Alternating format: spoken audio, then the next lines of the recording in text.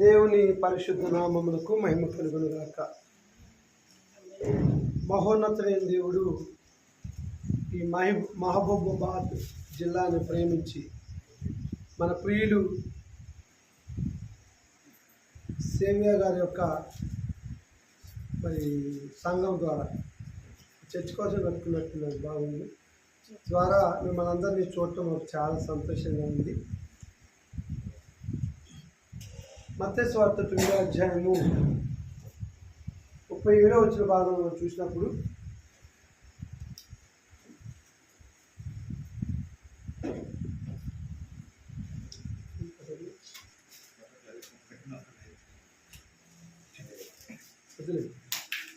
తొమ్మిదవ అధ్యాయం 37వ వచనంలో ఏమంటున్నాడు?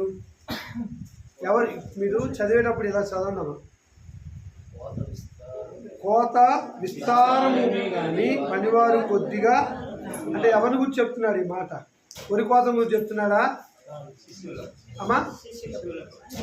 శిష్యుల కోత విస్తారం అంటే ఏ కోత? వరి కోతనో గోధుమ కోతనో కాదు, అది ఎస్ ఆత్మలంటే దేవుడికి ఎవరు కావాలి? ఆయన స్వరూపం సూచించబడ్డ బిడ్డలు కావాలి. మనందరం దేవుని స్వరూపం సృష్టించబడ్డామా? నమ్ముతున్నారా?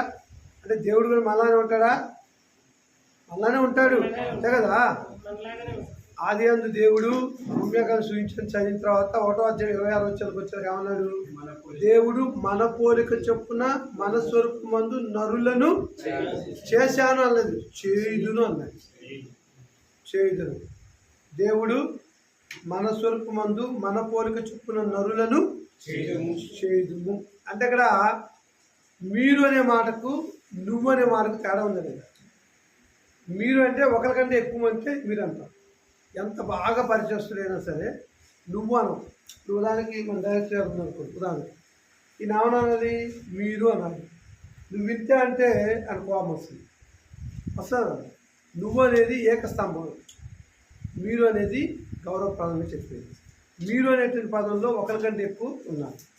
అక్కడ ఏమంటాడంటే దేవుడు మన స్వరూపమందు మన పోలిక చొప్పున నరులను చేయము.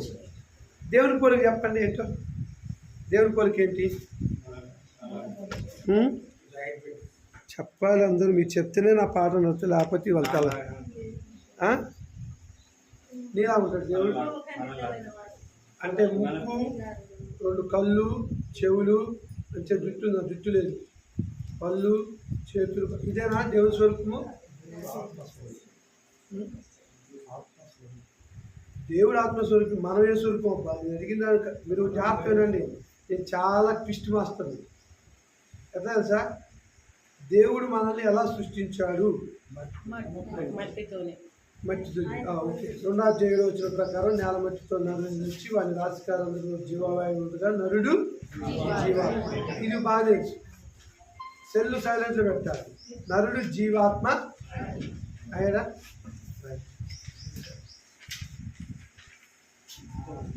మన పాఠం ఏంటంటే కోత విస్తారమే కానీ పనివారు కొద్దివారే అని పెట్టుకోండి. మాట్లాడదాం. కూర్చోమ్మా, కూర్చోరా తల్లిగా. సిద్ధం.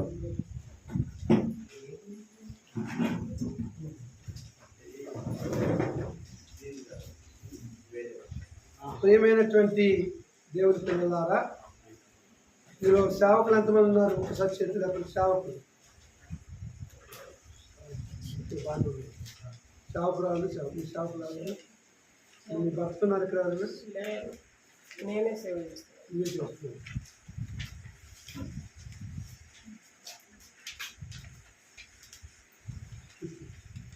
కొంచెం హైట్ బాగుంది.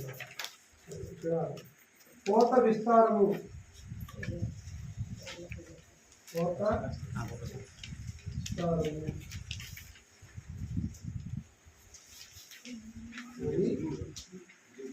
పనివారు కొద్దిగా ఉన్నారు.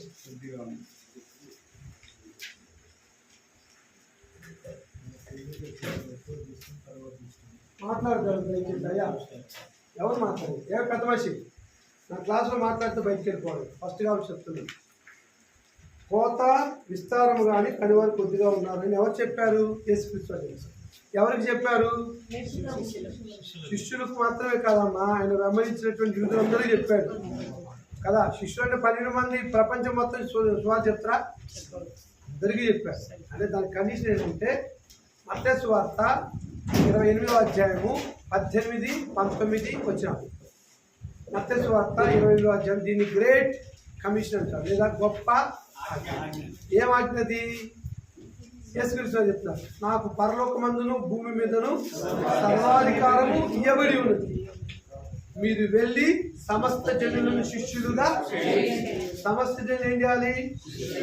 శిష్యులు కాదు, శిష్యులుగా చేయాలి. ఎవరికి శిష్యులుగా చేయాలి? యేసుక్రీస్తు వారికి శిష్యులుగా చేయాలి. యేసుక్రీస్తు వారికి బాబు వీడియోలు వస్తున్నాయి, శిష్యులుగా చేయాలి. ఎలా చేయాలి? ఎలా చేశాడు యేసుక్రీస్తు వారు? తండ్రి యొక్కయు కుమారుని యొక్కయు పరిశుద్ధాత్మ యొక్కయు నామములోనికి వారికి బాప్తిసం ఇచ్చుచు నేను మీకు ఏ ఆజ్ఞలు ఆజ్ఞాపించునో వాటన్నిటినీ ఇదిగో యుగ సమాప్తి వరకు నేను మీతో పాటు సదాకాలము. అది కంటద వాక్యం, మీకు బాగానే వచ్చు, మీరు పాస్టర్ కదా. అదే అది ఆ తల్లి ఎవరు మరి చూస్తుందా? ఏ వార్తలు కాదా పాస్టర్ అనరా? ఇప్పుడు మనందరిపై ఒక బృహత్తరమైనటువంటి బాధ్యత ఇవ్వబడింది. ఏంటది? సువార్త ప్రకటన. సువార్త అంటే ఏంటి? దాని అర్థం మంచి వార్త. సు అంటే మంచి అని, వార్త అంటే విషయం అని, మంచి విషయాలు చెప్పేదే సువార్త. ఆ సువార్త గురించి మన డైరెక్టర్ గారు చెప్తారు. ఎవరు? గారి పేరు ఏమో చెప్తారు? డేవిడ్ పాల్ గారు. వారు అన్యకులం నుంచి దేవుని నమ్ముకొని డేవిడ్ పాల్ అయిపోయాడు. నేను ఎస్సీ మాదిగ కులం నుంచి నమ్ముకొని కుక్కల శ్రీనివాస్ పాల్ అయిపోయాడు. నేనే పెట్టుకుని, ఎవరు పెట్టాను నా పేరు తెలుసా? ఎందుకని? శ్రీనివాస పేరు బాగా అది గుళ్ళు కొట్టించి తిరుపతిలో పెట్టించాడు. ఆ పేరు నాకు ఇష్టం లేదు, నాకు. అందుకనే నేనే పాలు పెట్టుకుని పాలు గారు పనిచేయాలని పెట్టాను. సరే, మీరు తర్వాత పాలు గారు పనిచేస్తున్నారు లేదో మీరు సత్యం చేస్తారు. మీరు సర్వలోకానికి వెళ్ళి సర్వ సృష్టికి సువార్తను ప్రకటించుడి, నమ్మి బాప్తిసం పొందేవాడు నమ్మని వారికి శిక్ష. ఇది ఎక్కడ ఉంది? మార్క్స్ వార్త 16 కదా. ఈ రెండు మీకు బాగా తెలుసు. ఇప్పుడు కోత విస్తారంగా ఉంది. కోత విస్తారం అంటే వరి కోత గోధుమ కోత కాదు. కోత అంటే ఆత్మల కోత. ఇందాక ఎవరు చెప్పారు, చాలా మంది దేవుని నమ్ముకోకుండా ఇష్టానుసారంగా బ్రతుకుతున్నారు. అంటే అపవాది యొక్క రాజ్యంలో ఉన్నారు, అంటే పాపంలో ఉన్నారు. పాపం అంటే ఆజ్ఞాతిక్రమమే. ఆజ్ఞ అతిక్రమించాడు, పాపం చేస్తాడు. మీరు పాపం అంటే ఒక పాపం చెప్పండి, మీకు తెలిసిన పాపం. అమ్మ పాస్టర్ గారు, మీకు తెలిసిన పాపం ఒకటి చెప్పు. ఆజ్ఞాతిక్రమ ఏం ఆజ్ఞ? దేవుని యొక్క మాట మీరడం, దేవుని ఆజ్ఞ వినకపోవడం, ప్రార్థన చేయకపోవడం, సువార్త ప్రకటించకపోవడం కూడా పాపం.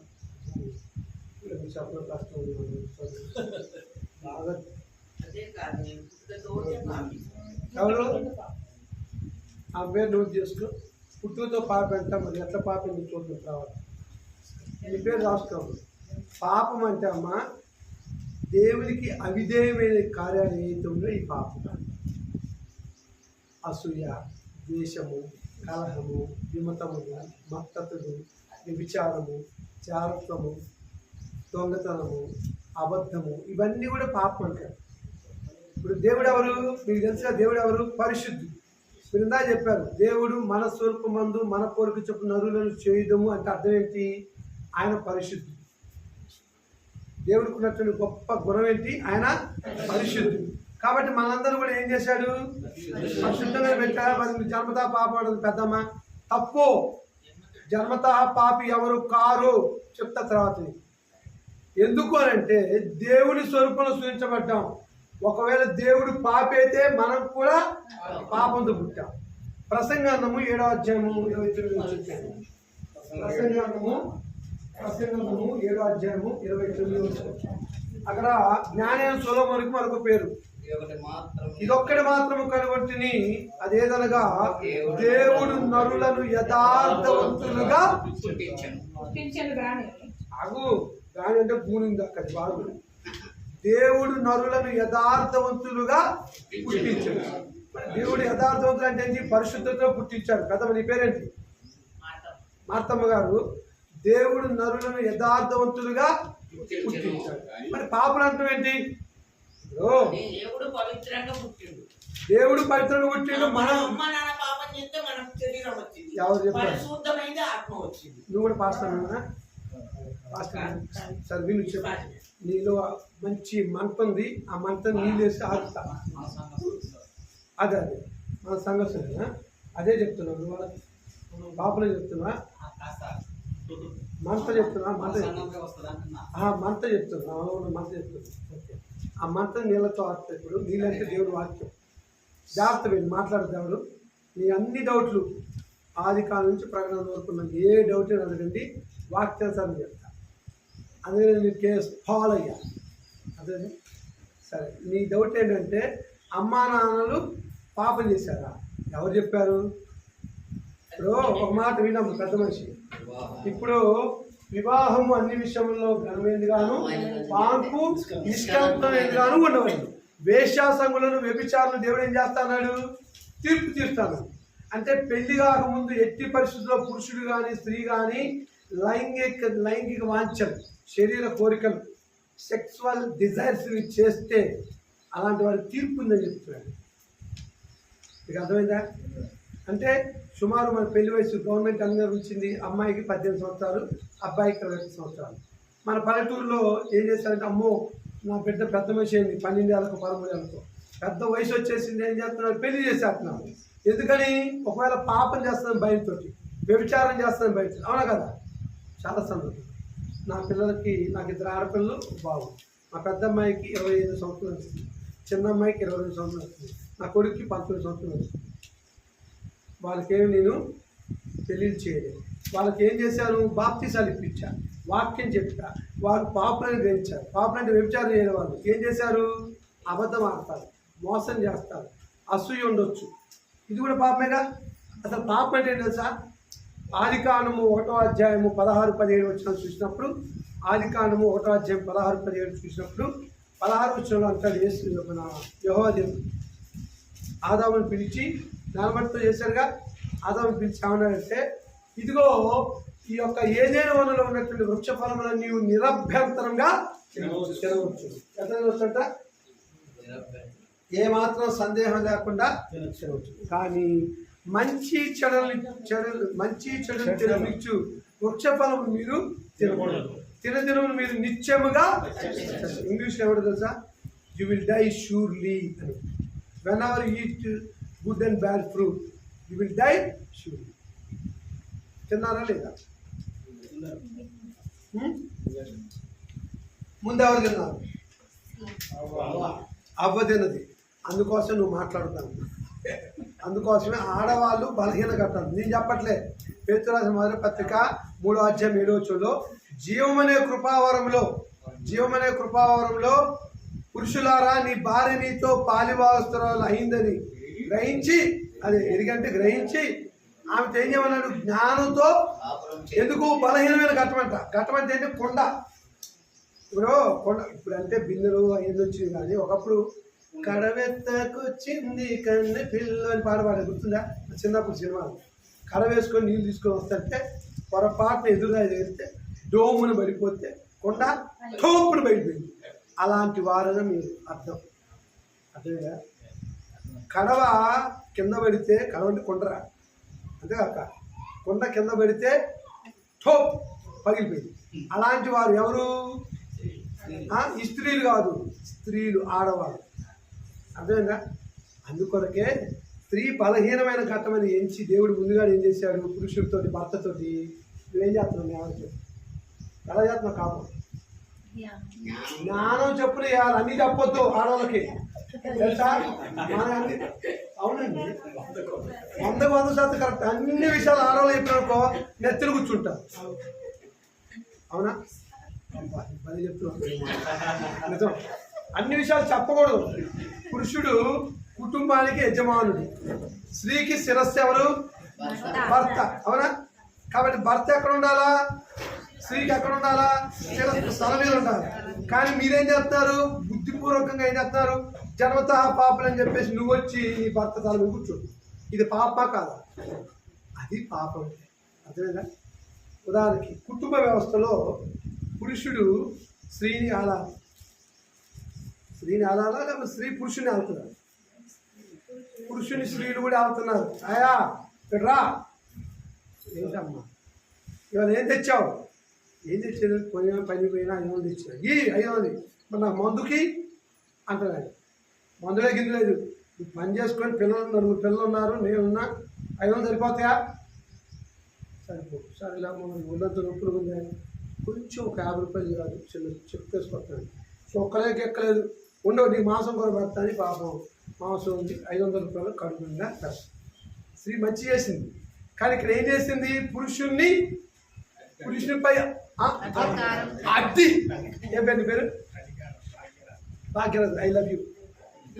ఎందుకంటే నిజం చెప్పాడు, ఎవరు కూడా పురుషుని మీద స్త్రీలు అధికారము చేయకూడదు. ఎందుకు చెప్తా? నేను చెప్పే టాపిక్ ఇదే, కానీ దీనికి కనెక్షన్ ఉంది, దీనికి కనెక్షన్ ఉంది.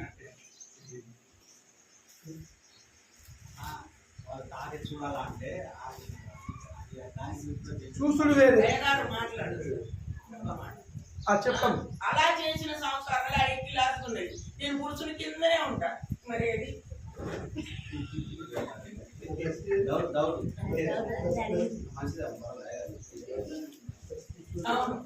సరే ఏమా, ఆడవాళ్ళు ఆధిపత్యం చేసిన కుటుంబాలు బాగున్నాయా? అంటే దేవుడికి తెలియదు కానీ నీకు తెలుసా? ఒకసారి ఆదికాండం 3 మాట్లాడద్దు, నేను అందే అబ్బా ఈ నెలకొడత గ్యారెంటీ సార్. ఆదికాండం 3వ అధ్యాయం ఒకసారి తీయండి. 3వ అధ్యాయము 15-16 చదవండి. ఆయన స్త్రీతో నీ ప్రయాసమును నీ గర్భవేదనను నేను మిక్కిలి హెచ్చించదు, వేదనతో పిల్లలు అంటారు.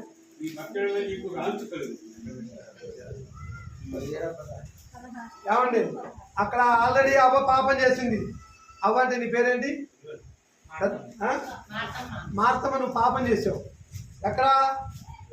అవ్వతో చెప్తున్నా, అవ్వలా పోల్చుకొని చెప్తున్నా. అవ్వ పాపం ఎప్పుడు? ఇది నిజమా? ఈ వృక్ష ఫలంలో దేని దేవుడు తినకూడదని చెప్పినా అని ఎవరు చెప్తారు? అపవాది సర్పరూపంలో చెప్తున్నారు. నేను చెప్పిన మాటలు అవన్నీ బట్టి కొట్టా, అయ్యే మాటలు చెప్తున్నాను. 3వ అధ్యాయంలో ఇది నిజమా వచ్చిన మాట. ఈ వృక్ష ఫలం దేనికి కూడా తినకూడదని దేవుడు చెప్పినా అని వచ్చిన మాట. అయ్యా జాగ్రత్త వినాలి. నాకు మీరు వినకపోతే నాకు చెప్పదు కాదు. దయచేసి నాకు చాలా బలహీన. వింటే చెప్తా, వినకపోతే కరపని కూర్చుంటా.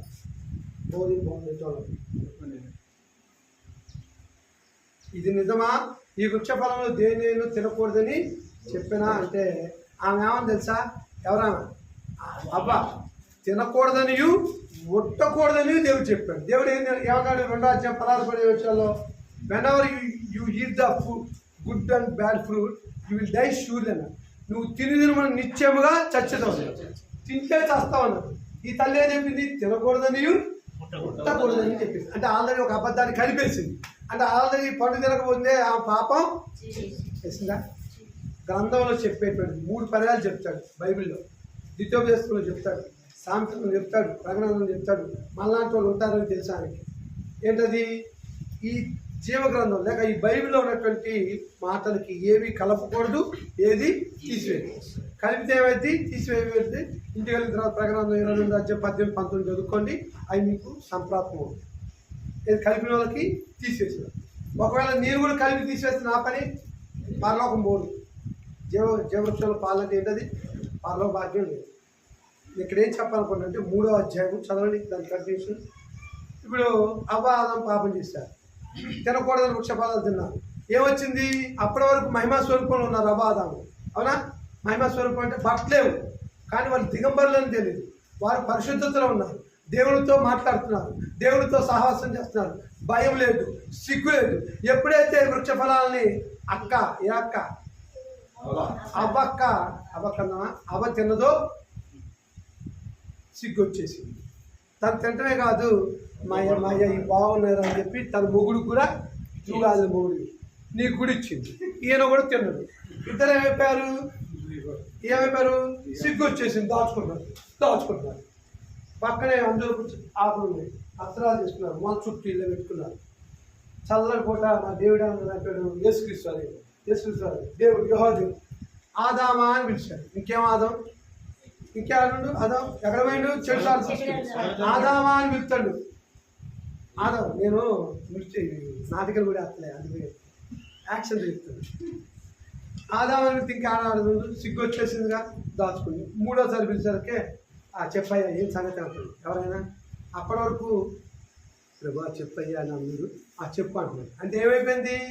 వారికి వచ్చిన సిగ్గు వారిని పాపం చేసేటట్టుగా ప్రేరేపించింది. పాపం వచ్చేసింది. అంటే దేవుడితో ఉన్న సహవాసం ఉందా, దూరం అయిందా? దీన్ని ఏమన్నారంటే ఆత్మీయ మరణం అన్నారు. దేవుడు మనలో ఉన్న ఆత్మను విడిచిపెడితే, అంటే ఇక్కడ మీకు తెలియాలి, మనిషి అనేవాడు శరీరము ఆత్మల యొక్క కలయిక. మనిషి అనేవాడు శరీరం ఆత్మల యొక్క కలయిక. అర్థమవుతుంది? శరీరము ఆత్మల యొక్క కలయిక. శరీరం అనేది మట్టి నుంచి వచ్చింది, మనకు తెలుసు. ఆత్మ ఎక్కడి నుంచి వచ్చింది? దేవునిలో నుంచి వచ్చింది. ఇలా చెప్పాను కదా, 2వ అధ్యాయం 7వ వచనం ఏమన్నాడు? దేవుడిని యెహోవా నేల మట్టితో నరుని నిర్మించి వాడి నాసికారంలో జీవవాయువుగా నరుడు జీవాత్మ. ఇంగ్లీష్లో చాలా వండర్ఫుల్ ఉంటుంది. గాడ్ హ్యాస్ బ్రీత్డ్ అని చెప్పండి. మైక్ లేదు కానీ మైక్ పనిచేస్తుందా? మౌత్ లేదా? చేయరా మౌత్ లేదు అసలు మైక్ లేదా? ఇట్లా మనం ఊదు గొట్టం పెట్టుకొని పొయ్యి వస్తాం కదా. ఇది ఎప్పుడైనా వంటలు అనుకున్నారా? నీళ్ళు పెట్టుకున్నారా? పొయ్యి మండపోతే ఏం చేస్తాం? గొట్ట పెట్టి అట్లా ఊదితే మనిషి జీవాత్మ అయ్యాడు. అంటే మనిషిలో శరీరం ఉంది, ఆత్మ ఉంది. దాన్ని ప్రసంగంలో మేము 12వ అధ్యాయం 7వ వచనం మొన్న ఇది నడకడం వల్లే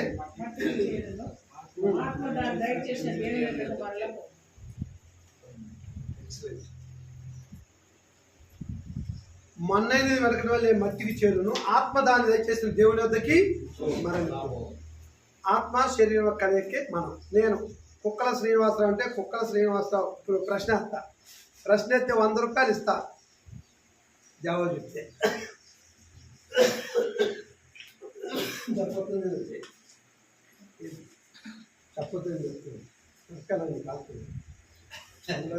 ప్రశ్న ఏంటంటే మీ పేరేంటన్నా? పాస్టర్ అబ్రహాం గారు. పాస్టర్ అబ్రహాం అని ఎవరు మాట్లాడుతూ ఆయనే చెప్పాలి. తెలిసిన మీరు ఆయన చెప్పాలి. పాస్టర్ గారు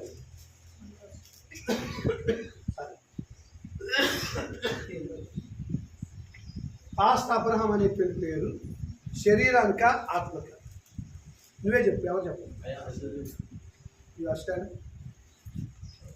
నేను ప్రిన్సిపల్ అబ్బా, తెలంగాణ బైబిల్ స్కూల్ ప్రిన్సిపాల్ని, సెక్యులర్ ఎడ్యుకేషన్ కూడా ప్రిన్సిపల్, ఇంటర్మీడియట్ ఎడ్యుకేషన్. నా పిల్లలు నీ అంటున్నారు మీసాలు కట్టాలతో మంచిగా ఉంటారు. మాకు అఫ్కోర్స్ మీరు పాస్టర్ అవ్వచ్చు. నేను అడిగే ప్రశ్న ఏంటంటే అబ్రహాం, పాస్టర్ అబ్రహాం అనేటువంటి పేరు శరీరానిక ఆత్మక?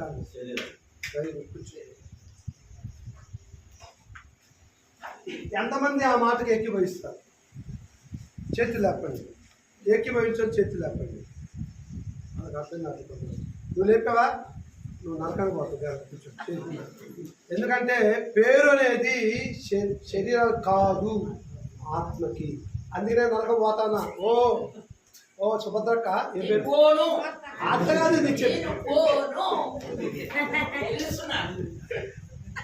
పేరు శరీరానికి ఆత్మకి. చెప్పదేమో. మీ నాన్నగారు ఉన్నారా? సరే, మా నాన్న లేడమ్మా. మా నాన్న చనిపోయాడు. ఒకదాన్ని చెప్తా, అర్థం చేసుకుంటా అని చెప్తున్నాను. ఎందుకంటే మా నాన్నగారి పేరు సాము. ఆయన ఎలక్ట్రిసిటీ డిపార్ట్మెంట్లో చేసి 2004 సంవత్సరం జూలై 28 చనిపోయాడు. ఆయన చనిపోయి ఇప్పటికి సుమారుగా 24 సంవత్సరాలు అవుతుంది. ఇలానే ఒకరోజు ఆదివారం స్ట్రోక్ వచ్చింది. మా నాన్నగారు బీపీ ఉంది, మంచి స్మోక్ రాయడు, స్మోకింగ్ బాగా చేస్తాడు. మందు కూడా బాగా అవుతుంది. మన తండ్రులకు వస్తే మంచి తండ్రుల్లో కళ్ళు దొరుకుతుందిగా, కళ్ళు ఈత కళ్ళు దొరికితేగా తాగుతుంది. ఏది చనిపోయే ముందు కూడా ఈ అలవాట్లు ఉంది. ఆ మధ్య కళ్ళు దొరకకపోతే ఉంటాయి కదా, గుడుంబాలు ఉంటాయి కదా, అవి ఉంటాయి. అవి కూడా తాగాడు మా నాన్న. ఒక్కసారి స్ట్రోక్, బీపీ ఉందిగా, ట్యాబ్లెట్ వేసుకున్నా కానీ స్ట్రోక్ వచ్చింది. 25,000 రూపాయలు అప్పుడు మధ్య అండి, మధ్య తెలుసా, మన ఖమ్మానికి విజయవాడకి మధ్యలో మా సొంతూరు మధ్యలో. నేను అక్కడే చదువుకున్నాను, ఉద్యోగం కూడా అక్కడే చేశాను ఫస్ట్. అక్కడ ఆదివారము మా చెల్లెళ్ళకి ఇల్లు కట్టిస్తున్నాను. చెల్లెళ్ళకి ఇల్లు కట్టిస్తుంటే ఒక్కసారి కుప్పకూలిపోయాడు. సాయంత్రం 4 అయింది. ఆ రోజు ఆదివారం కాబట్టి నేను చర్చికి పోయించాను. నేను పెంతుకొస్తారు బంధువులు పెరిగాను. పెంతుకొచ్చి చర్చి పాస్టర్ మా ఆయన మేరీ జయరాజు గారు అని మధ్యలో ఉంటుంది. అయితే ఇల్లు వచ్చేళ్ళకి నాన్న ఒక్కసారి పడిపోయాడు, వెళ్ళిపోయావు. మా దగ్గర ఇంకొక తెలిసిన బ్రదర్ ఏమంటే ఆర్ఎంపీ గారు, నాన్నకి నేను ట్యాబ్లెట్ పెట్టింది, నాన్నకి దాని పేరు తెలియదు. చావకుండా ఖమ్మం వచ్చేంత వరకు ఆపింది ఆ ట్యాబ్లెట్. మీరు అంటారు అట్లా పెడతారు. వచ్చిన తర్వాత ఖమ్మం హార్ట్ కేర్ అని చెప్పేసి సత్యం లేకుండా కదా పెద్ద ఫ్రిడ్జి, దాని పక్కన హాస్పిటల్ వెళ్తే 2 ఇంజక్షన్లు చేశారు. 2,000. మా నాన్న చనిపోయిన సంగతి చెప్తాను. పర్లేదండి తిరుగుకున్నాడు. నేను అప్పుడు ఖమ్మంలో కొట్ల బజార్లో ఇల్లు కడుతున్నాను. కింద ఆల్రెడీ 2002 కట్టాను. 2004లో చర్చి కడదామని పైన వేసుకుంటాను. చాలామంది ఏమన్నారంటే పైన చర్చి కట్టకూడదు, అది ఇష్టం అని. నేను అనుకున్నాను, నాకేంటి ఇప్పుడు చెప్పాను, నా జీలు చూశారు కానీ ఎత్తైనా సేవ చేయాలనుకుని చర్చి కట్టుకున్నాను. కరెక్ట్గా అదే టైంలో నాకు స్ట్రోక్ వచ్చింది. మంచిగా ఉందని చెప్పేసి ఇంటికి వచ్చి నీళ్ళు పడుతున్నాను. తిరగైపోయి బీపీ డౌన్ అయిపోయి పల్స్ రేట్ అయిపోయి చనిపోయింది. అప్పుడు చెప్పారు, నేను ఆలోచించాను, అదేంటండి బాగానే ఉన్నారన్నారంటే ఆయనకి జీవితంలో ఒక ఇంజక్షన్ కూడా గుర్తించు అంత స్ట్రాంగ్ ఉంటుంది. నాన్న నల్లగొంటారు కానీ నాకు 20 సంవత్సరాలు ఉన్నప్పుడు మా నాన్న ఇలా అరిచేతులు లేదు, కరెంట్ వల్ల ఆ వైర్ చుంపేసేవాడు, అంత బలాజీ. కానీ బీపీ ఉంది కాబట్టి చెప్తుంది. మెదడు తీసుకొచ్చాను. హైదరాబాద్లో మా బావగారు ఉంటారు, ఆయన వచ్చాడు. సాల్మన్ గారు చనిపోయారంటే ఏడుస్తున్నారు. వచ్చాడు, వచ్చి ఎప్పుడు చనిపోయింది నాన్న. ఆయన వచ్చినప్పుడు సాయంత్రం హైదరాబాద్ రావాలంటే చనిపోయిందేమో తెల్లవారుజామున, హాస్పిటల్ వెళ్ళిపోతే నైట్ ఉన్నాడు, హాస్పిటల్ చెప్పాడు. ఆయనేమో సాయంత్రం హైదరాబాద్ కనీసం 5-6 గంటలు పడుతుంది. వచ్చాడు, ఎప్పుడు చనిపోయాడు సీను అన్నాడు. సీన్ అంట పెద్దవాడు అంతా సీన్ అంట. అంటే ఉదయం 9 గంటలకు పోయాడు మా వాళ్ళు. ఉదయం 9 గంటలకే పోయాడు. ఎవరు పోయింది ఇదే చెప్పాలా? ఆత్మ పోయింది. ఇంటి ముందు ఏముంది? శవం. సాల్మన్ అనే ఆత్మ ఎప్పుడు పోయింది? ఉదయమే పోయింది.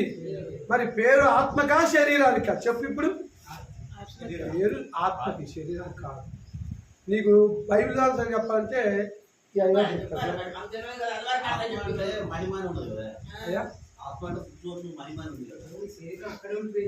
ఒక మాట, మీరు అడిగే ప్రతి ప్రశ్న చెప్తా. ఆత్మని చూడగలవా? అంటే ఇప్పుడు సంట్ చెప్పని ఒక 70 మంది హిబ్రూ గ్రీక్లో ఉన్నటువంటి దాన్ని తెలుగులోకి ఇంగ్లీష్లోకి తర్జుమా చేశారు. తర్జుమాలో చిన్న చిన్న తప్పులు ఉన్నాయి. దాని గ్రీకులో ఏమంటారంటే ప్యూమా అంటారు, ఆత్మ ఏమంటారు ప్యూమా. ఇలా చెప్పుగా మైకుంటే బలి వచ్చేది, దాని ఆత్మ అంటారు. ఆత్మ నీలో ఉండబట్టే నువ్వు నాతో మాట్లాడుతున్నావు, ఆత్మ ఉండబట్టే ఆలోచిస్తున్నావు, ఆత్మ ఉండబట్టే మీ ఊరు నుంచి ఇక్కడికి క్లాస్ వినడానికి వచ్చావు. ఏది నీలో ఆత్మ ఉంటే. కానీ నీ ఆత్మను చూడగలవా? అబ్రాహ్మణ ఆత్మ చూడగలవా? చూస్తే ఇక్కడ ఒక్కడ ఉన్నాడు ఉంటారా? ఒకవేళ నా ఆత్మ ఇక్కడ ఉందనుకోండి, మీరు కూర్చొని ఉంటారా? దెయ్యం అని చెప్పి పారాలవుతారు, అవునా కదా? ఆత్మను చూడలేము, ఆత్మను చూడలేము, ఆత్మను చూడలేము, తూయలేము. కానీ ఆత్మ ఉంది. ఆత్మ అంటే మరొకటి కదా, మా ప్రాణం. ఇంకోటి వేడి అంతా చూస్తారు, ఆ వేడి పోయింది అంటారు, ఆయువు వాయువు. ఆత్మ అంటే ఇప్పుడు శరీరంలో అవయవాలు ఉన్నాయా? శరీర అవయవాలు ఉన్నాయి. ఏమున్నాయి ఈ శరీరంలో? ఏమున్నాయి? పెద్ద ఇప్పుడని చెప్పు, కళ్ళు ఉన్నాయి, వెరీ గుడ్. ఇప్పుడు ఐ లవ్ యూ వచ్చావు. ఎందుకంటే శరీరంలో అవయవాలు ఉన్నాయి. మరి ఆత్మలో కూడా అవయవాలు ఉన్నాయి తెలుసా? ఆత్మలో కూడా అవయవాలు ఉన్నాయి. సందర్భం వచ్చింది, నా కోత ఎడిపోయిందో కానీ ఆత్మలో కూడా భాగాలు ఉన్నాయి. శరీరంలో భాగాలు ఉన్నట్టే ఆత్మలు కూడా ఉన్నాయి. ఎవరు చెప్తారో ఆత్మలు ఏమో మీకు చెప్పాలి. ఆత్మలో ఉన్న భాగాలు ఏంటి అంటే తెలుగు అవుతుంది. ఆత్మలో భాగాలు నెంబర్ 1 హృదయం, నెంబర్ 2 మనస్సు, నెంబర్ 3 మనస్సాక్షి.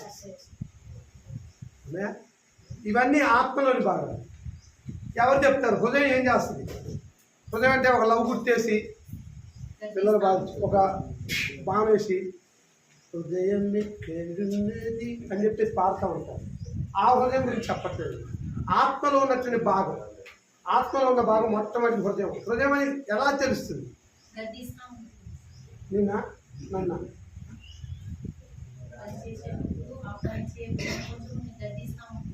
హృదయమా నాకు కరెక్ట్ చెప్పరా? అంటే మామూలు తప్పని చేసినప్పుడు కానీ పాపంలో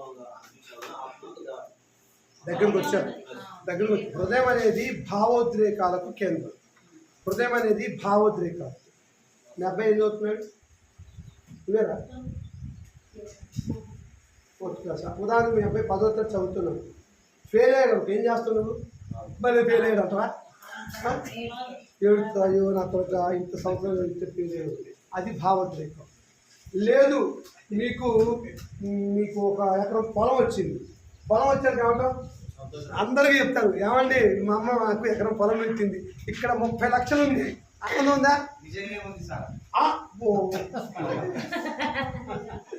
అంటే ఆనందానికి నిలయం హృదయం, ఏడుపు నిలయం హృదయం. అమ్మా తినాలి. భావోద్రేకాలకు నిలయము హృదయం. ఏడుస్తాము, నవ్వుతాము, దుఃఖపడతాం. వీటన్నిటి కేంద్రం ఏంటంటే హృదయం. రెండోది మనస్సు. ఇప్పుడు చెప్పు, మనసు ఎలా చెప్తాం? మనసు అంటే అనగానే బాధపడతాం. ఎందుకు బాధపడతాం? మనసుకి ఎందుకు బాధపడతాం?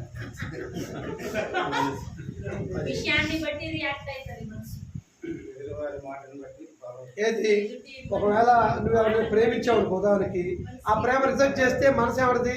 నన్ను రిజెక్ట్ చేసావని బాధపడతాను. నేను ఇంత ఎర్రగా ఉన్నాను, నన్ను ప్రేమించట్లేదు బాధపడతాను. అంతే కదా? అఫ్కోర్స్ అది కూడా కావచ్చు.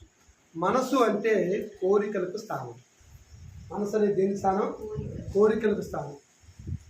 ఇప్పుడు పెళ్లి చేసుకోవాలనే కోరిక. దేవుడు ఏం చెప్పాడు? పెళ్లి చేసుకోవాలంటే ఏం చేయాలి? సృష్టి మొత్తం చేసిన తర్వాత మంచిది అన్నాడు. కానీ నరుడు ఒంటరిగా ఉండటము మంచిది కాదు. మంచిది కాదని హెబ్రీ గ్రంథకర్త 13:4 అన్నాడు. వివాహం అన్ని విషయముల్లో ఘనమైంది కాను. మనోడు ఘనమైంది అంతవరకు రాసి వస్తారు. అసలు కింద తోక చదివితే అసలు దాని విలువ తెలుస్తుంది. వివాహం అన్ని విషయంలో ఘనమైంది గాను, పాన్పు నిష్కల్మషమైంది గాను ఉండవాలి. వేశ్యాసంగులను వ్యభిచారులను దేవుడు. వేశ్యాసంగులు అంటే పెళ్లి కాకముందు వ్యభిచారం పాపం చేస్తారుగా, శరీర వాళ్ళు వేశ్యాసంగులు. వ్యభిచారులు అంటే పెళ్ళైన తర్వాత చేస్తారుగా, పెళ్ళైన తర్వాత భార్యను కూడా ఇంకో స్త్రీ దగ్గర పోయే వాళ్ళు వ్యభిచారులు. వేశ్యాలు పెళ్లికి ముందు వీళ్ళు ఏం చేస్తారు? దేవుడు ఏం చేస్తారు? తీర్పు తీరుస్తారు. అంటే దీన్ని బట్టి వివాహం ఘనమైందా కాదా? చాలా ఘనమైంది. మంచిదాళ్ళ దేవుడు ఘనమైందంట. మరి ఘనమైనటువంటి వివాహం ద్వారా జతపరచబడినటువంటి వారి ఇరువు కనేటువంటి పిల్లలకు పాపం ఉంటుందని మీకు చెప్పాలి. పెద్ద మరి ఇప్పుడు ఏమన్నా జన్మత పాపం అన్నావుగా?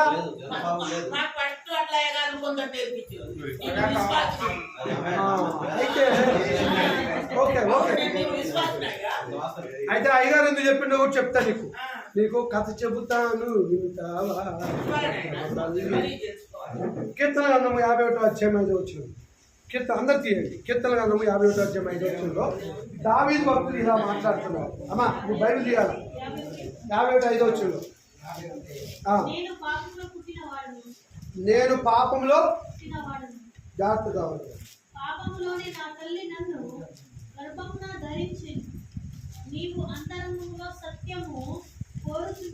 చాలు. కీర్తన గ్రంథం 51:5 ఎవరు మాట్లాడుతున్నారు, ఎవరితో మాట్లాడుతున్నారు అని తెలియదు మీకు. మీరు ఇప్పుడు కూడా బైబిల్ చదివేటప్పుడు ఇలా చదవండి. ఎవరు చెప్తున్నారు, ఎవరికి చెప్తున్నారు, ఎందుకు చెప్తున్నారు, ఎప్పుడు చెప్తున్నారు, ఆ సందర్భం మందేనా కాదో చూడాలి. అప్పుడు అబద్ధం చెప్పినా కానీ ఖండించవచ్చా లేదా? సుభద్రకి ఇప్పుడు నా లైన్లోకి వచ్చింది. ఓకేనా? జన్మతః మన పాపను కాదనడానికి ఈ లేఖను రుజువు. ఏమన్నాడు? 51:5 నేను పాపంలో పుట్టి తిని పాపంలోనే నా తల్లి గర్భం ధరించింది అని దావీదు మాట్లాడారు. ఇది తీసుకొని ఆ పాస్టర్ అయ్యా నీకేం చెప్పాడు? జన్మతః పాపి అని చెప్పాడు. అది మా నీ బుర్రలో గట్టిగా నాడమైంది, ఎట్లా ఉంది. రైట్, నీ తప్పేం లేదు, పాస్టర్ గారి తప్పు. ఎవరైనా పాస్టర్లు ఒకవేళ ఇలాంటి భావనలు ఉంటే వాక్యం ద్వారా సరి చేసుకోవాలి. మనకి ప్రామాణికం ఏంటండి? బైబిల్, దేవుని వాక్యం ప్రామాణికం, అంతేగా. నేను జన్మతః పాపులు కారు అనేటువంటి విషయాన్ని చెప్తున్నాను. నా పాఠంలో ఇది కూడా ఉంది, కానీ ఇప్పుడే చెప్పాల్సి వస్తుంది పెద్దమ్మ జీవితం. సరే, 51వ అధ్యాయం 5వ వచనం ఏం చెప్పాడు? నేను పాపంలో పుట్టితిని, పాపంలో నా తల్లి నన్ను. ఎవరు ఈ మాట చెప్పేది? ఎవరితో చెప్తున్నాడు?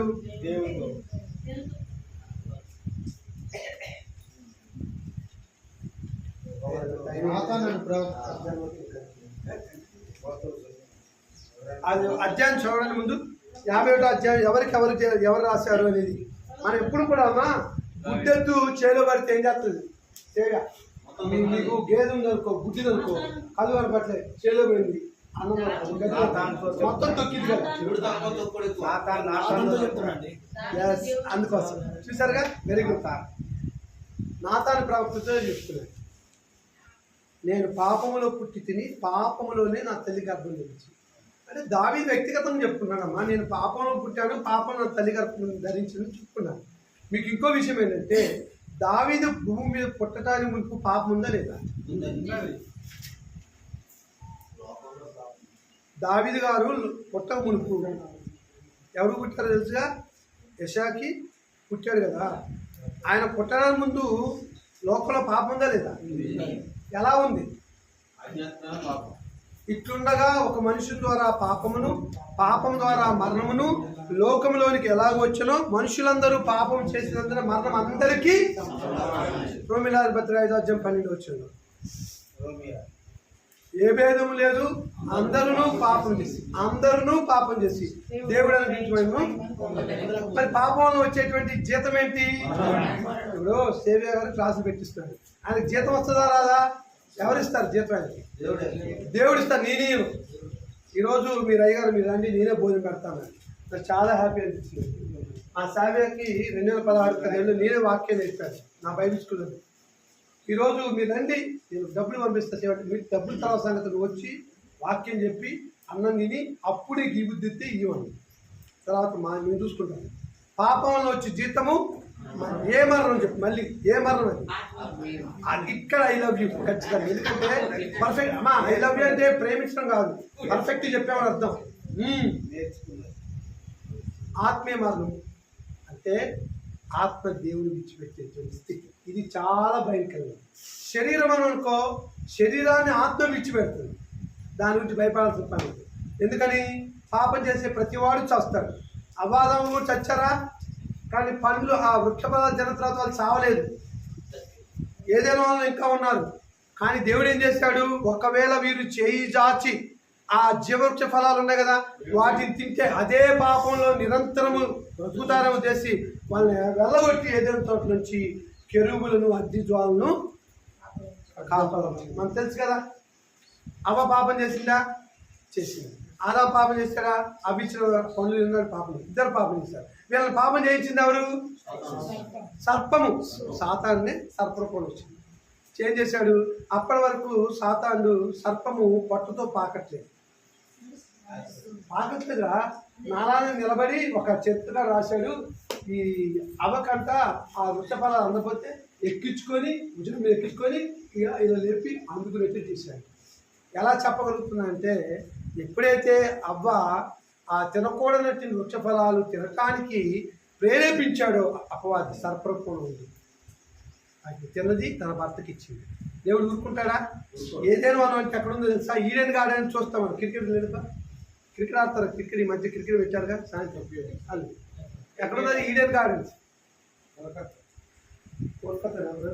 ఈడెన్ గార్డెన్స్ ఏదైనా మనం అనేది ఈడెన్ గార్డెన్స్ అంటారు ఇంగ్లీష్.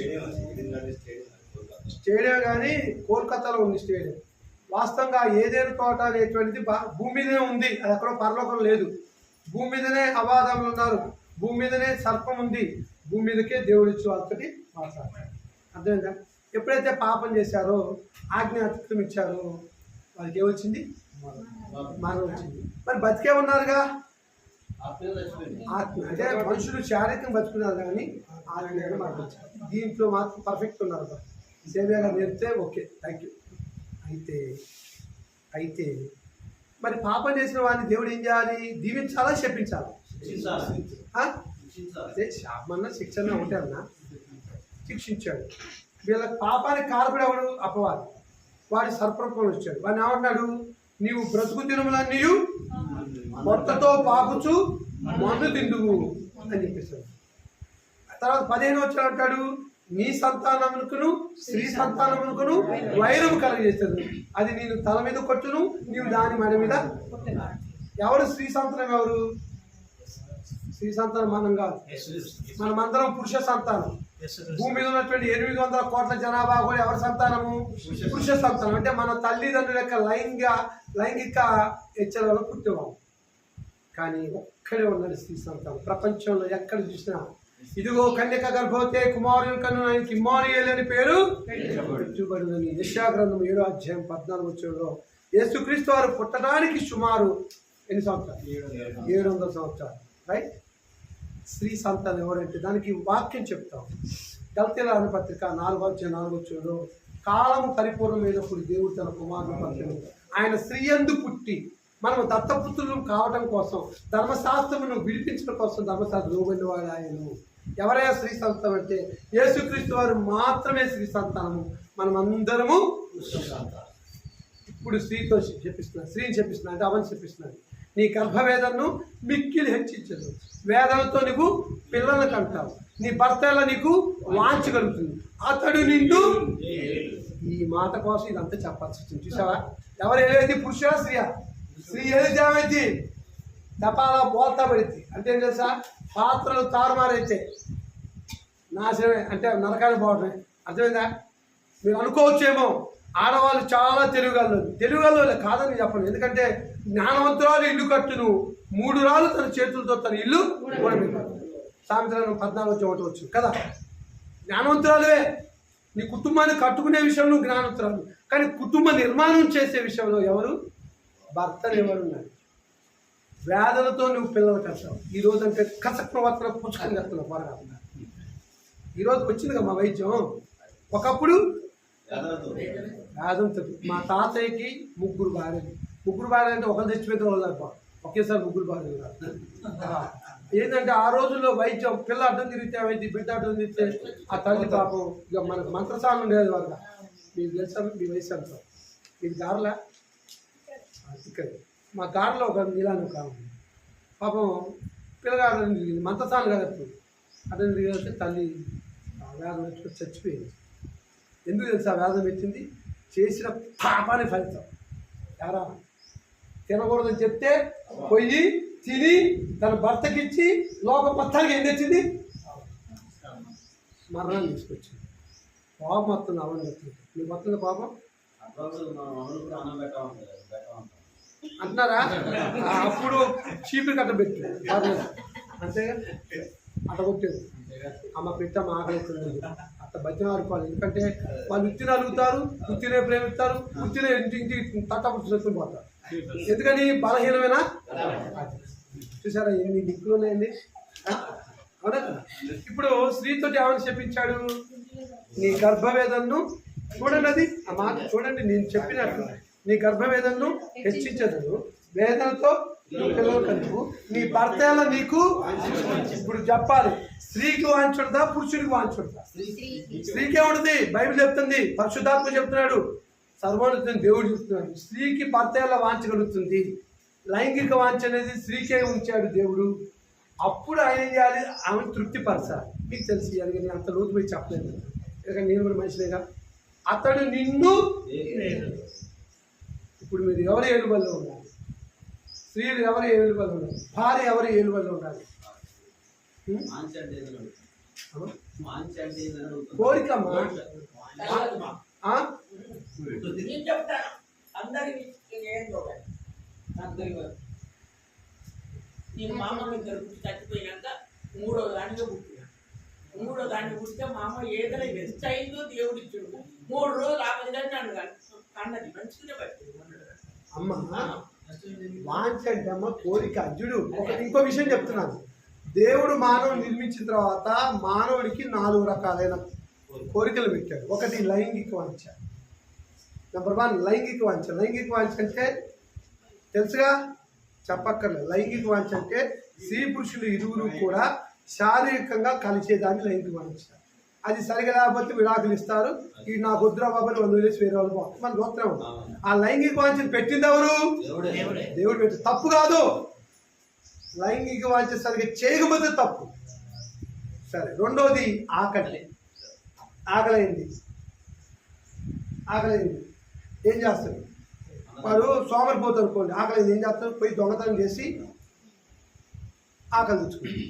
అదే యథార్థవంతుడైతే కష్టపడి చెమటోచ్చి వచ్చిన డబ్బులు తీసుకెళ్ళి కొనుక్కొని ఆకలి. అంటే దైవిక మార్గం ఉంది, సాతాన మార్గం ఉంది. లైంగిక వాంఛలో కూడా దైవిక మార్గం ఉంది, సాతాన మార్గం ఉంది. దైవిక మార్గం ఏంటి? పెళ్లి చేసుకొని శరీర కొరకు తీసుకొని తద్వారా పిల్లలు కానీ దేవుని కొరకు పెంచేటువంటి స్థితిని అది. కానీ పెళ్లి కాకుండా మంచిగా ఎర్రగా ఉన్న పిల్లగాలని తప్పులు చేస్తున్నారు. అది పాపం, అది సాతాన. మూడోది దప్పిక. ఇప్పుడు నేను ఎన్నిసార్లు దాగా మీతో మాట్లాడుతుంటే నాకు షుగర్ ఉండేది, అందుకోసం మాట్లాడితే డోపు అవుతుంది. తాగుతున్నా మాట్లాడుతుంది. ఈ దప్పిక అనేటువంటి వాంఛ ఎవరు పెట్టారు? దేవుడే పెట్టాడు. ఒకవేళ నీళ్లు తాకపోతే చచ్చి కూర్చుంటారు. అదవుతుందా? 4వది భద్రత. మీరు ఎవరైనా ఎల్ఐసి ఏజెంట్లు ఉన్నారా? పోనీ ఎల్ఐసీలు చేయించుకున్నవారు ఉన్నారా? దాచుకోండి, చేయించుకోవద్దు, తప్పే లేదు. ఎందుకంటే భవిష్యత్ నిధి అంటారు తెలుగులో. లైఫ్ ఇన్సూరెన్స్ ఆఫ్ కార్పొరేషన్ అంటే చిన్నగా డబ్బులు పోగేసుకొని వాటిని తీసుకొని దాన్ని ఇన్వెస్ట్ చేస్తే ఒకవేళ మధ్యలో మనకి ఏదైనా మరణం కానీ లేకపోతే మన పిల్లల చదువులు కానీ పెద్దలో కానీ వాళ్ళు కావాలంటే అది దాచుకుని చేసుకొచ్చుకొని వినేది సత్యం కాదు. భద్రత. క్రైస్తవులకు భద్రత ఎవరు? దేవుడు. మరి క్రైస్తవులు కూడా ఎల్ఐసీలు కడుతున్నారా? పాలసీలు కడుతున్నారా? మరి కట్టకూడదుగా. అంటే దేవుడు పోషించలేడు అనేటువంటి అపనమ్మకం ఉంది. అలాంటి వాళ్ళు నాకు అనిపోతారు. అర్థమైందా? ఎవరు నువ్వు ప్రైజ్లాడని చెప్తావా? సందర్భం వచ్చింది కాబట్టి చెప్తున్నాను. ఏమని అన్న పేరు అబ్రహాం గారి నాకు చాలా లేనిపోయినది. అన్ని మీరే అనుమానాలు చెప్తున్నారు, అన్ని మీరే న్యూస్ చేసుకున్నారు. దేవుడికి ఇవ్వాలంట, కైసరివి కైసరికి. ఏంటది ఇచ్చేది? పన్నేనా? స్తుతులు కూడా. ఇప్పుడు ఉదాహరణకి నేను ఎవరిని స్తుతించాలి? దేవుని స్తుతించాలి. దేవాని స్తోత్రం. ఈరోజు సేవ్య గారి ద్వారా ఈ తెలంగాణ బైబిల్ స్కూల్కి నన్ను క్షేమకరంగా తెచ్చావు. అంత మాత్రమే కాదు, దాదాపు అర్ధగంట సేపు వీరితో మాట్లాడడానికి నాకు బుద్ధిని జ్ఞానాన్ని ఇచ్చావు. అందును బట్టి నీకు స్తోత్రాలు, వందనాలు. దేవుని చెప్పకూడదు, మనుషులు చెప్పాలా. దేవునికి స్తోత్రాలని చెప్పాలా. అంటే చెప్తారా మీరు? దేవుని స్తోత్రాలు చెప్తారా లేదా? మేలు కలిగితే చెప్పాలి, చెప్పబోతే పాపం. Very good. అయితే దేవునికి స్తోత్రాలు చేయాలి, మేలుగా వచ్చి. పన్ను ఎవరికి చెల్లించాలా? మనకి ఇప్పుడు మున్సిపాలిటీ, మన ఊరు ఏది? మున్సిపాలిటీ కార్పొరేషన్ ఏది? మున్సిపాలిటీ వాళ్ళు ఇప్పుడు సేవ మంచి ఇల్లు కట్టుకున్నారు. నేరుగా కట్టుకున్నా అంటే నువ్వు కట్టుకున్నా కానీ ప్రభుత్వానికి ఏం చేయాలి? నువ్వు చెల్లించాలని అన్నా అనుకోండి, నీ ఇల్లు జప్తు చేస్తా, నేను ఇంట్లో చెల్లగొడతాను. అవును కదా? అలానే యేసుక్రీస్తు ఈ భూమి మీద ఉన్నటువంటి కాలంలో శిష్యులు దగ్గరికి శాస్త్రుల పరిచయాలు వచ్చి, అయ్యా నీ శిష్యులు పన్ను కట్టట్లేదు, దీనికి హేతు ఏంటి, సమాధానం ఏంటి అని చెప్పారు. హేతు ఏంటి అని అడిగారు. అడిగితే ఏం చెప్పారు యేసుక్రీస్తు? మీ దగ్గర ఏదైనా నాణం ఉంటే చూపాను. ఇలా చూస్తే ఒక నాణం ఉంది. నాణం అంటే ఏంటి? కాయిన్. మన కాయిన్ ఎవరిది? ఒకవైపు ఏమో భారతదేశం 4 సింహాల బొమ్మ, ఒకవైపు ఏమో అది 5 10 ఇలాంటి నాణ్యం ఇచ్చాడు. పట్టుకోమ, నీదే నాణ్యం, నీదే నాణ్యం. మంచి చేతులు పెట్టి, నీ పేరు రక రాజమణి గారు, నీ చేతిలో ఉన్న నాణ్యం ఎవరిది? నాది కాదు, ప్రభుత్వానికి. ప్రభుత్వాన్ని దగ్గర నేను తీసుకున్నాను. ఇప్పుడు ప్రభుత్వానికి పన్ను కట్టాలి. కడతావా లేదా? ఎందుకని ఇది నాణ్యం కదా, ఇది ప్రభుత్వానికి నాణ్యం కాబట్టి ఏం చేయాలి అంటే మనం భారత ప్రభుత్వం కింద ఉన్నాం కాబట్టి మన ఇల్లు ఉన్నా వాకిలు ఉన్నా పొలం ఉన్నా శిస్తు కడతాం, దాన్ని పన్ను అంటారు. ఇప్పుడు ఈ నాణ్యం పైన అక్కడ యేసుక్రీస్తు వారు చెప్పిన నాణ్యం పైన ఏముంది, కైసర్ బొమ్మ. ఇది ఎవరిదన్న, కైసర్దన్న. కైసర్ కాబట్టి ఏమన్నాడు యేసుక్రీస్తు వారు, కైసర్వి కైసర్కి, కైసర్వి దేవునికి ఇవ్వాలి. అదేనా మీకు చెప్పింది. ఇప్పుడు ప్రైలాడ్ ఎవరికి చెప్పాలా, వందనాలు ఎవరికి చెప్పచ్చు. ఇది విన్నావు కదా, ప్రైలాడ్ అని ఎవరికి చెప్పాలా, వందనాలు ఎవరికి చెప్పాలా. ప్రైలాడ్ అని దేవునికి చెప్పాలి, వందనాలని మరి మీరేమో నాకు రాగానే కొంతమంది ప్రైలాడ్ చెప్పారు కదా, దీనికి ఏంటి హేతు. ఎవరు మనోళ్ళు నేర్పారా, మరి నరకానికి పోతారుగా, నరకానికి పోతారుగా. నీకు నేను చెప్పేది అర్థం కావట్లేదు. ప్రైజ్ లార్డ్ అని చెప్తే నరకానికి పోతారు. ప్రైజ్ లార్డ్ అంటే దేవునికి స్తోత్రములు.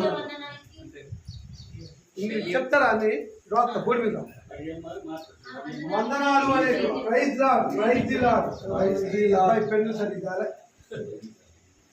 సేవ్యా మర్చిపోయింది. యా మీరందరూ ఒకసారి కొరింథీయుల పత్రిక చివరికి వెళ్ళండి, రోమిలాది పత్రిక చివరికి వెళ్ళండి, తెస్సలోనికీ పత్రిక చివరికి వెళ్ళండి. నువ్వు ఏం చూస్తావు, నువ్వు కూడా పత్రికలు ఉన్నాయి కదా, పత్రిక చివరికి వెళ్ళి రోమా అన్నీ ఏం చెప్పారు. నాకు తెలుగే వచ్చు, కానీ ఇందాక ఇన్వైట్ చేసినప్పుడు ఇంగ్లీష్లో మాట్లాడారు. I know English, I know Hindi, I know Tamil, I know Kannadam, I also know English. వందనాలు చెప్పారు కదా, మరి వందనాలు చెప్పాలా పరేలా చెప్పాలా, వందనాలు చెప్పాలి. కానీ అపవాది ఏం చెప్పిస్తున్నాడు, అపవాది ఏం చెప్పిస్తున్నాడు, తల్లి ప్రైజ్ లార్డ్ అన్నాడు. ప్రైజ్ లార్డ్ చెప్తే నరకానికి పోతారు. ఇప్పుడైనా సరి చేసుకోండి, ఇంతకాలం తెలియదు కదా. ప్రైజ్ లార్డ్ అనేది ఇంగ్లీష్ పదం అన్నా. ఇప్పుడు ఈ అక్క ఉంది, ఇప్పుడు ఇది పేరు చెప్పింది రాజమండ్రి అమ్మ అక్క, వందనాలు అంటే అది కరెక్టా అక్క. ప్రైజ్ లార్డ్ అక్క, praise the lord, praise lord అక్క, ప్రైజ్ ఆడాలక్క, ఏది ప్రైజ్ లార్డ్ అని దేవుడికి చెప్పాలి. అంటే అపవాది ఏం చేస్తాడంటే, మీకు చిన్న నాకు చెప్తా. అపవాది చెప్తాడు, నీ పేరేంటి, గిజ్జోన్ పాస్టర్ గారు. గిజ్జోన్ గారికి మహిమ రావాలి. గిజ్జోన్ గారికి రాకుండా అపవాది ఏం చేస్తాడు, అది ఇందాక చూసావా, అది మహిమ రాకుండా చేస్తాడు. అలానే దేవునికి రావాల్సిన మహిమ రాకుండా ఏం చేస్తున్నాడు అపవాది, రివర్స్ చేసి మన పాపలు పడుతుంది. అర్థమైంది. ఇక నుండి అదే చేయాలి. ఆమేన్. ప్రైజ్ లార్డ్ అని చెప్పాలి. నాకు దయచేసి ప్రైజ్ లార్డ్ అని చెప్పండి. ఎవరైనా సరే వందనాలు చెప్పండి. ఇగో బైబిల్లో చివరికి వెళ్తే ఒక చూడక్క ఎంతసేపు చూసినా నాకేం గుర్తు, నాకు ఈ కళ్ళు కనపడుతుంది. ఏదైనా ఏ పత్రిక దీనికి ఒకసారి దీన్ని చూస్తాను. నేను బయట చూడగా ఇక చూడండి అమ్మా, రోమిలాది పత్రిక లాస్ట్ చూడు, ఇక్కడ రోమిలాది పత్రికలో చూస్తున్నాను. రోమిలాది పత్రిక 16 వచ్చిన చూడండి, 15 వచ్చిన చూడండి. అయ్యో 15 వచ్చిన అయ్యా, షీలోలోకును యూబియాకును నేరియాకును అతని సహోదరికి ఓలు పాకును వారితో కూడిన పరిశుద్ధులందరికీ వందనములు అన్నది.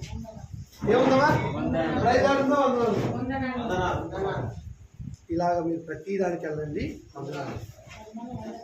మనం ఇక్కడ నుండి ఏం చెప్పుకున్నాము, ఒకవేళ ప్రైజ్ లార్డ్ చెప్తే మీరు ఏమైపోతారు, నరకానికి పోతారు. నరకానికి పోయే వాళ్ళ దగ్గర రావద్దు తల్లు, ప్రైజ్ లార్డ్ అనొద్దు.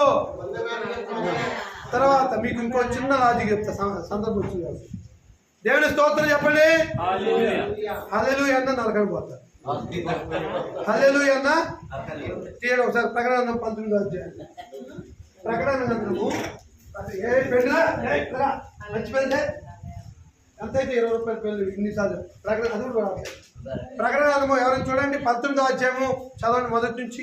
తీయాలా, బైబిల్ తీయాలా. నేను బైబిల్ లేకుండా 19 చదువుతాను. ఒక్క నిమిషం తీనండి అందరూ. ప్రకటన గ్రంథం 19వ అధ్యాయము మొదటి నుంచి చదవాలి. అటు తర్వాత బహుజనుల శబ్దము వంటి గొప్ప శబ్దం పరలోకం నుంచి ఇలాగ చెప్పుగా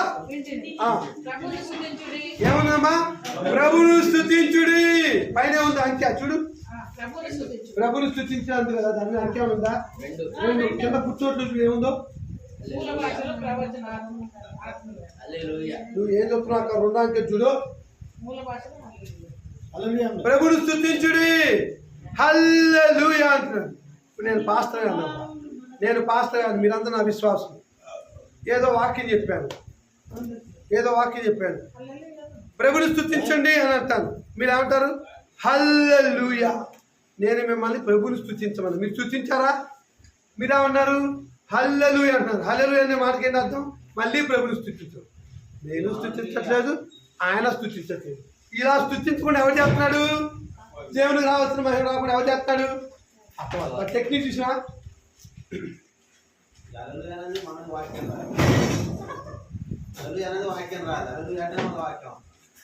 అదే అన్న అబ్రాహ్మణ నేను ఏమన్నానంటే ఇప్పుడు మంచి చెప్తాం పాడబడతాం.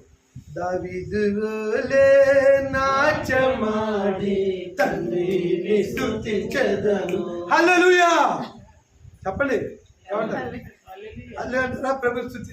అట్లా పాడుకున్నా ప్రభుని స్తుతించండి అని అన్నారు. మీరు ఏమంటారు? ఏమంటే హల్లెలూయా అంటారు. అసలు దావీదును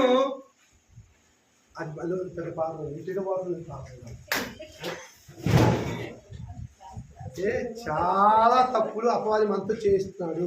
మనం ఎక్కడ పోకుండా నరకానికి పరలోకానికి పోకుండా చేస్తున్నాడు.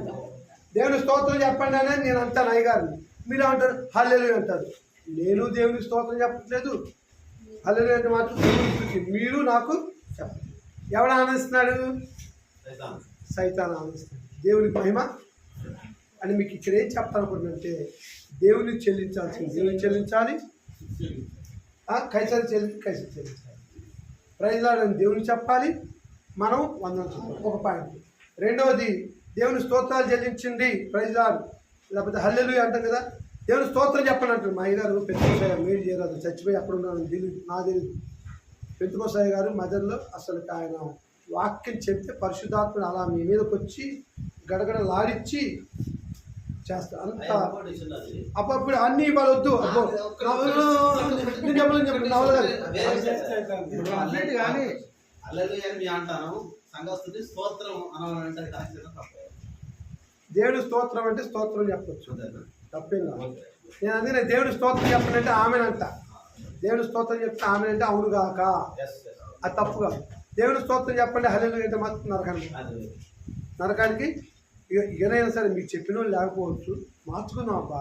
మనందరం ఎక్కడ పోవాలా కదా? పరలోకమైన అంతఃపురం చేరాలని నా తాపత్రయం. తాపత్రయం ఉందా? ఆశ ఉందా? ఎక్కడికి వెళ్ళాలి? నువ్వైతే నరకానికి పోవాలని చూస్తున్నావు. నేను పోనే నిన్ను పట్టుకొని గుర్తుదా కదా? బైబిల్ చెప్పింది.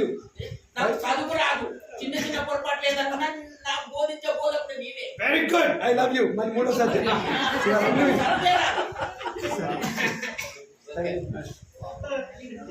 సరే ఎక్కడ ఉన్నామని చూడండి.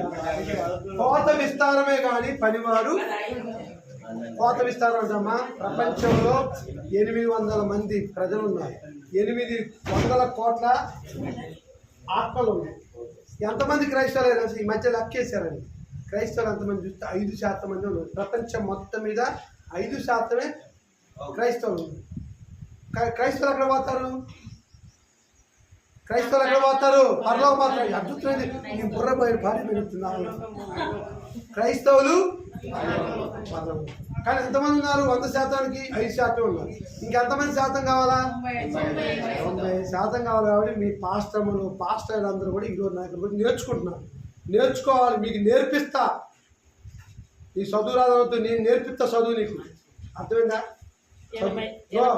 నీలో ఉన్నటువంటి శక్తి నీకు తెలియదు. ఆయన తెలుసు, ఎవరైనా తెలుసు, దేవుడు తెలుసు.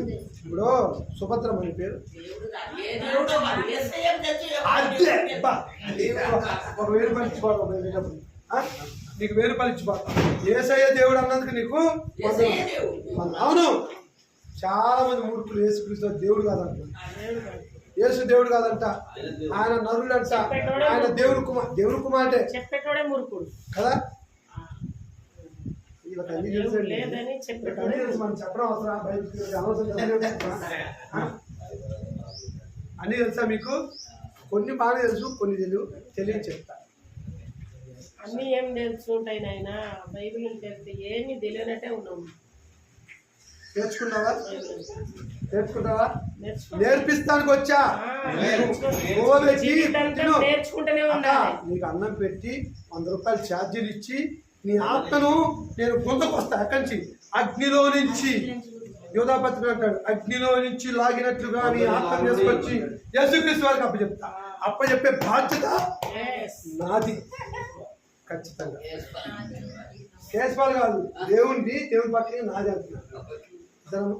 దేవుని వాక్యం ఆకర్షిస్తేనే మనం మారవచ్చు. అవునా? నేను ఎంతగానో అరిసి గోల పెట్టిన మీరు మారడం, కానీ దేవుని వాక్యం ఆకర్షించింది అనుకోండి, ఏం చేస్తారు? ఏంటి వచ్చేది? దేవుడు ఆకర్షిస్తే వాళ్ళు ఆటోమేటిక్ వచ్చేది. ఎక్కడికి వస్తారు? వస్తారు, వచ్చి ఏం చేస్తారు? వాళ్ళ ఆత్మను శుద్ధి చేసుకుంటారు. సరే, ఇక్కడ మనం ఏంటంటే ఇవాళ కోత విస్తారమే కానీ పని వరకు కొద్దిగా ఉంటుంది. అంటే 800 కోట్ల జనాభాలో 5% ఉన్నారు. పోనీ మన ఈ దేవుడు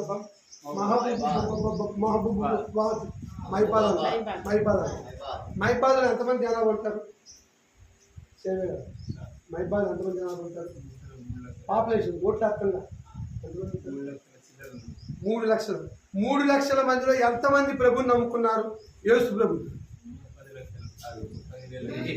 10 లక్షలు కాదు. నాకు తెలిసి సేవ్యా ద్వారా నడిపించే సంఘాలు తప్పించి మిగతా అన్ని నరకానికి పోతాయి. అవునా కాదు? ఎందుకని? ఈయన మాత్రమే క్రైస్తవుడు, అంతే నేను బతుకొచ్చింది. దాదాపు 3 లక్షల మంది ఉన్నారు, దాంట్లో కనీసం 1000 మంది కూడా క్రైస్తవులు లేరు. మనం ఏం చేయాలి? మనం అందరం ఏం చేయాలి? నువ్వేం చేయాలి? అందరినీ ఊరు ఉండనే కూడదు, సంఘము లేని గ్రామం అసలుండనే కూడదు. ఇదే నా లక్ష్యం కాదా పాట? ఇదే నా ఆశయం, మన ఆశయం, మనందరి ఆశయం.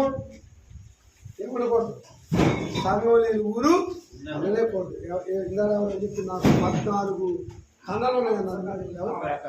నువ్వేనమ్మా ఆ 14 తండాల్లో కూడా ఏం చేస్తాం మనం? ఆకలి అవుతుందా? నువ్వు వినట్లే, నువ్వు విన్నా వచ్చి వాడికి ఏంటది అబ్బాయి ఏంటది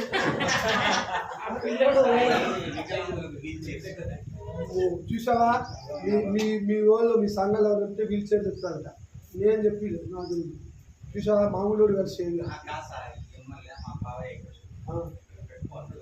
మన కాదా?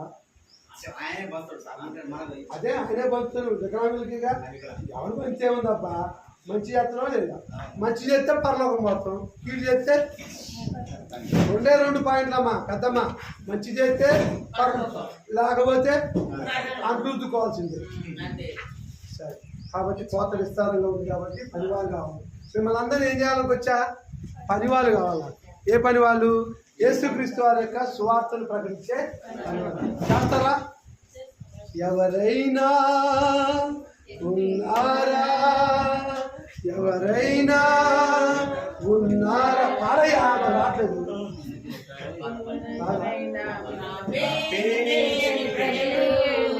ఎందరో ఉన్నారు నా ప్రేమను వారిని ప్రకటింప, కొందరే ఉన్నారు. మీరైనా మీలో ఎవరైనా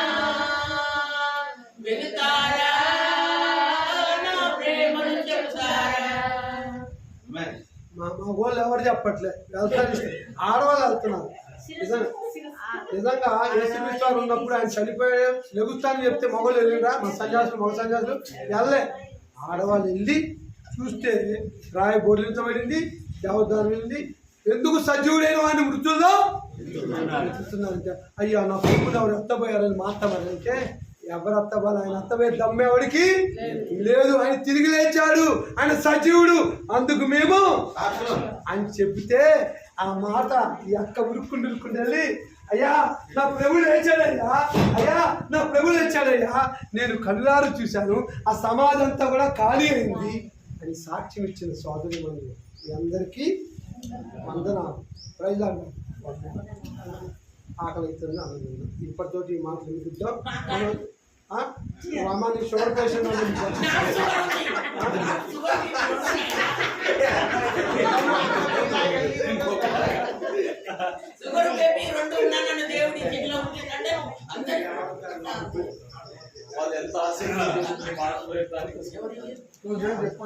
సరే అమ్మా, కొంచెం చిన్న ప్రయత్నం అవుతుందా?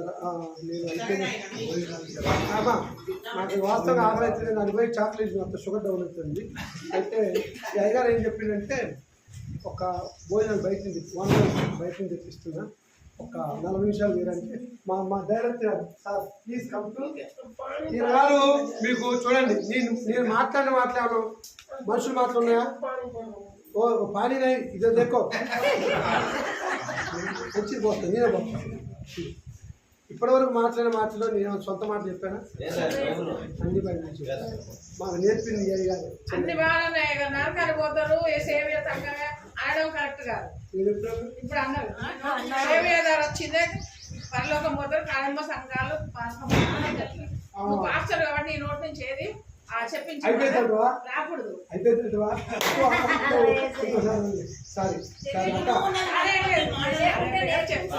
నాకు మనసు బాధ అవుతుంది. అందినే వెళ్ళట్లేదా?